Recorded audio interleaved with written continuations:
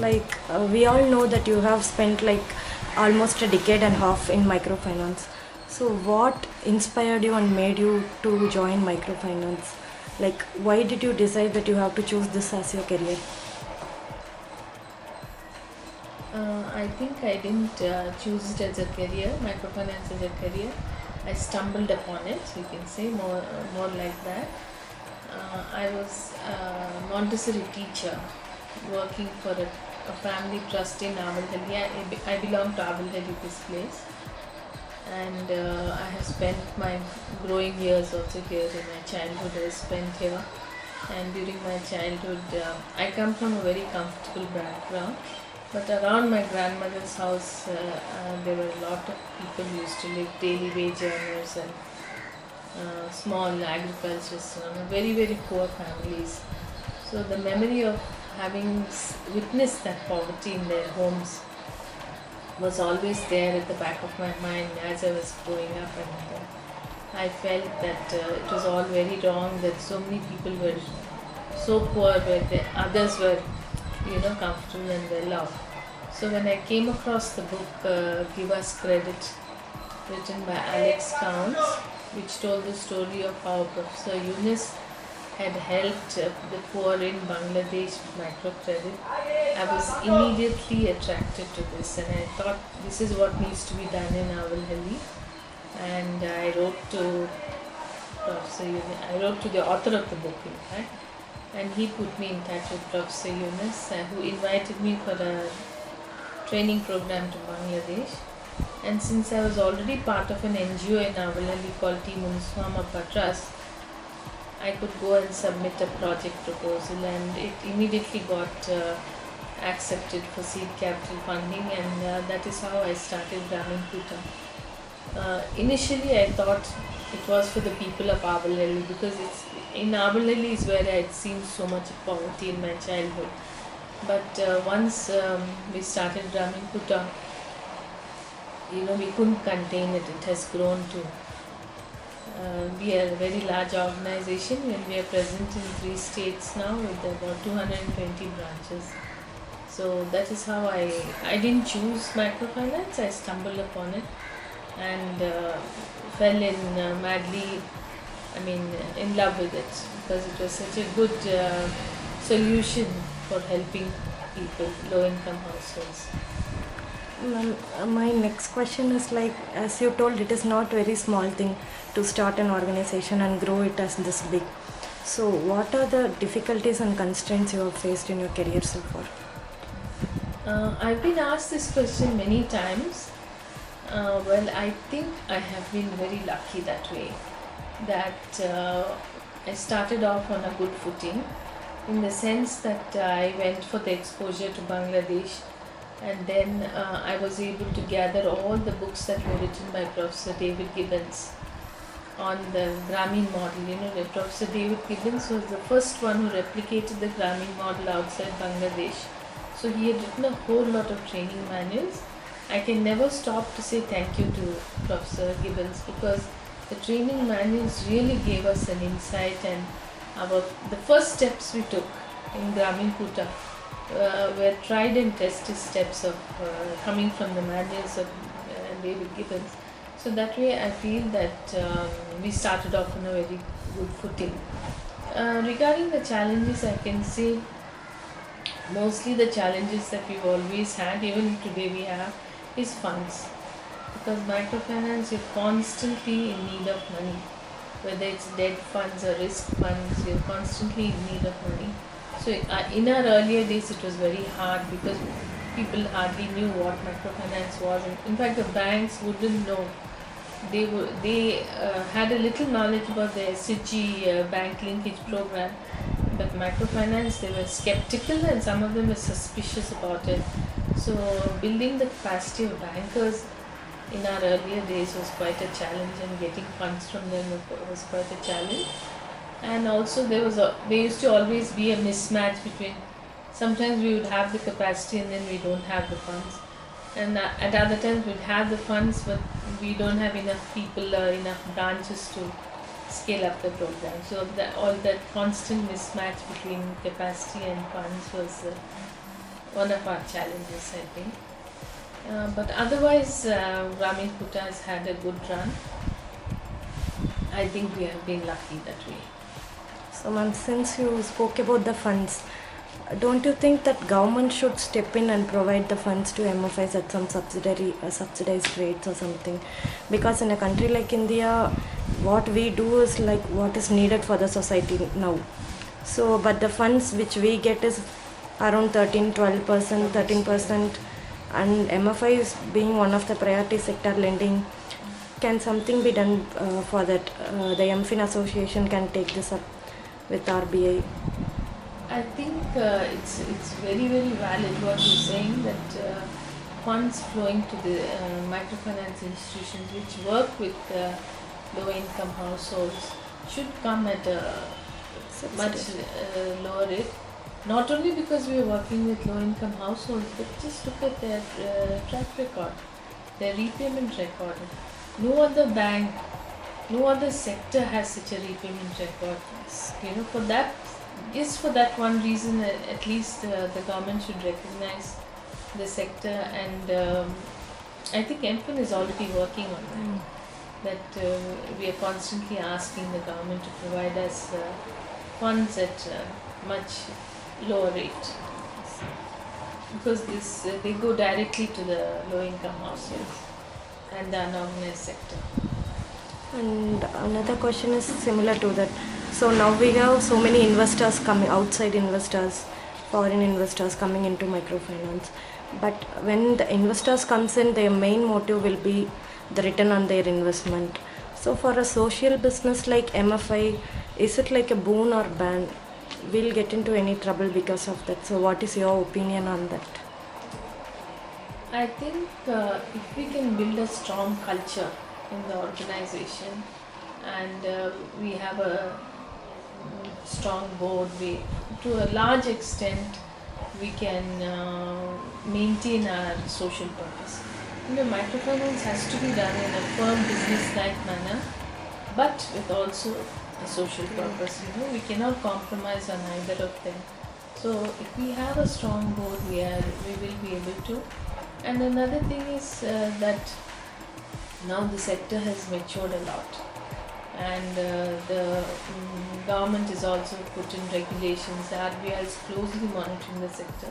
So I don't think there is space for people to play around and for us to get into bad habits.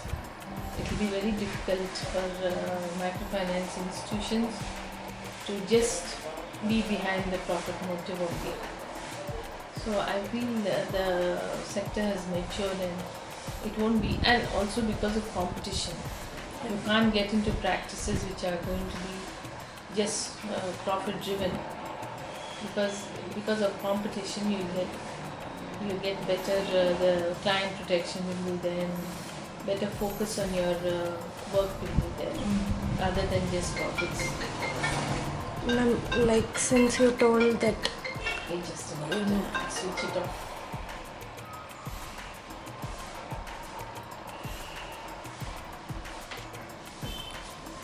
Like you told, microfinance industry as such has seen various ups and downs. We are all aware of that Andhra crisis and what happened. So, like as a veteran in this industry, what are the things you stand for and what are the things you are against, the policies which are against, which are practiced in the industry? The present practice. Yes, ma'am. What are the things you strongly recommend and you stand for, and what are the things you are against? So basically, microfinance is about relationship banking, and that's one thing we should never forget. That we need to have the relationship with our clients. That means that the workload on the field officers shouldn't be extraordinarily huge. We should have some sort of a limiting capacity there, because if they have a huge workload, they can never be able to maintain this relationship with the clients. And once you lose that contact, you lose that touch, they just become numbers or they just become targets. I think that's when we drift into all sorts of issues. And at all times, I think we need to be practicing our code of conduct. and the principles of client protection. These are very important for microfinance institution because the class of people we are dealing with are illiterate. They come from backgrounds where they are not much aware. So it's our responsibility to keep them safe, to help them to understand the products and services we are giving to them. So it's part of our responsibility because of the asset class we are dealing with. So and we should never lose the social purpose for almost all microfinance institutions were started with a social objective. So I think keeping that in mind at all times is very important. Another question is, what do you think is the way forward for the microfinance now? Like we have almost started, now it's almost a decade old. Most of the MFI sectors has been functioning. So which either applying for the banking license like Bandhan did, or like small banks initiative which central government is talking about, or any other option. What do you think is the way forward for MFIs? I think if MFIs turn into banks like commercial banks and all that, again there'll be a gap between the people whom we serve and what the bank. Huge amount of funds we need, equity we need, and huge investments in technology, and so somewhere I think we will lose our focus, and the people whom we serve will be more of middle income and above sectors.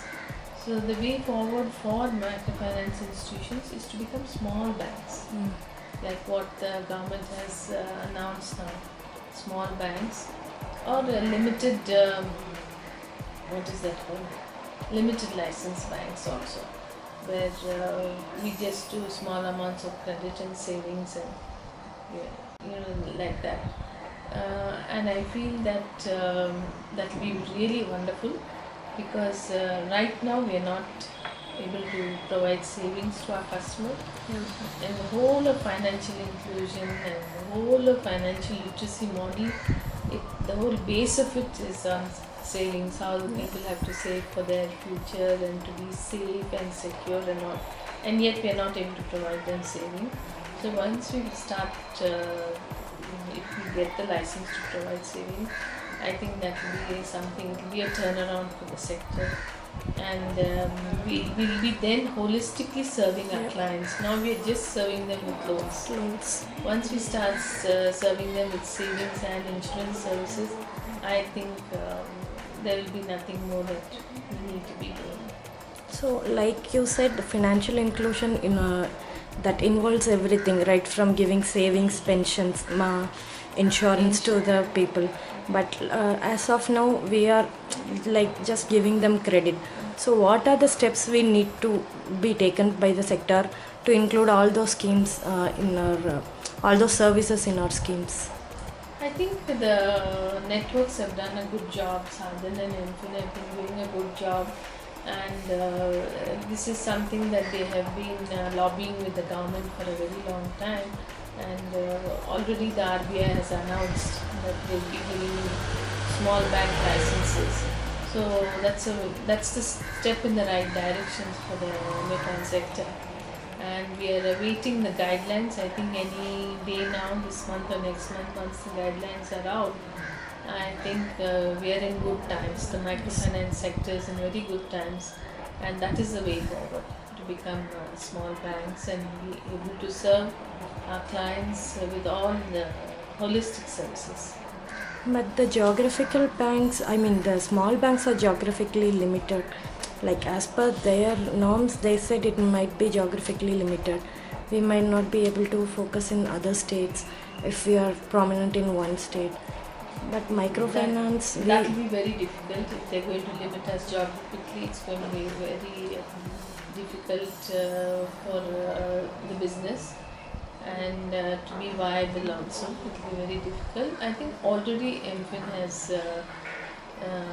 written to RBI about the constraints the MFIs would have, and let us see what the norms are. The guidelines should come out in a couple of weeks, and I'm sure RBI would would have considered our request. And let us see what comes out of it. But definitely it will be a big constraint if they're going to limit us to geography, because already that model has failed in local area banks and all that, where they work in Right. small.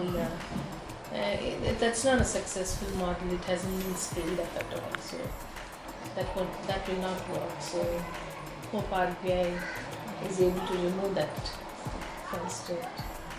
And one more question is like, as in a microfinance sector, we have some traditional business practices like door-to-door business, cash collections, center meetings, but the world around us is moving so fast.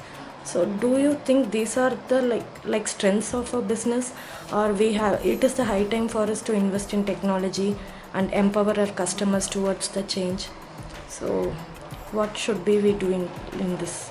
Yeah, I think one thing that still amazes me even today is how these people come year after year, week after week. They come for the center meetings so diligently, and they sit there for half an hour so patiently, just for a small loan which we give once in a year. Once in 50 weeks, we give a loan, and these people are asked to demonstrate so much of commitment and all that week to week. I mean, none of us, I have a car loan, I don't go sit for any meetings week after week, and so why should the women be doing it? So, a lot of innovation needs to come in, and rightly, like you said, I think we should use more technology also, so that we can make things easier for these women. Just because they are financially excluded, we should not be exploiting them and asking for that commitment for weekly meetings. At the same time, I would say that we should not lose touch with them also, because microfinance, after all, the success of microfinance has been that it is relationship banking. So we do have a close connect with our customers. So there should always be a balance, but we should bring in technology. There has to be a lot of innovations, like maybe fortnightly meetings or monthly meeting, or where we give them choice of whatever they want. And all these things are possible if we can get technology in. Yeah. That would help them a lot. Okay, ma'am. Last but not least, I would like you to share your learnings in your career that you wish to pass on to the aspiring women entrepreneurs like us and the youngsters in general. So, I think Grameen Kuta has helped me become a very humble person. And if I have a message for youngsters, I think they have the power in them now to change things. And whatever we do, I think, if we take right decisions at all points in time, if we are able to take the right decisions and be on a path which they are passionate about, and if they can demonstrate commitment, long-term commitment, they can achieve so much. And it is, I feel, the responsibility of the youngsters who had a good education, who had a comfortable life, that they stretch out their hands to help others, who are disadvantaged. They come from disadvantaged background, to help them to come up with that. yes, ma'am. That was a nice interview. Thank you.